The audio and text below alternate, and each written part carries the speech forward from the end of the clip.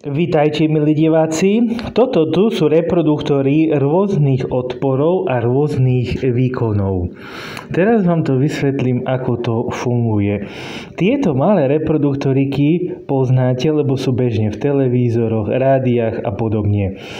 Tu platí to, že ak je integrovaný obvod, napríklad TDA 2050, tento zosíli a utiahne takýto reproduktor. Ak však máme väčší reproduktor, tak tam niekedy už tento integrovaný obvod nestačí. To znamená, že tieto integrované obvody robia to napäťové zosílenie.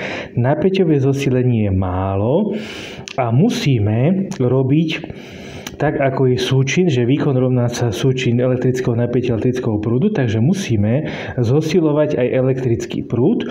To znamená, že na väčšie reproduktory nestačí zosílenie integrovaným obvodom, ale musí byť aj zosílenie elektrického prúdu prostredníctvom pridaných výkonných tranzistorov.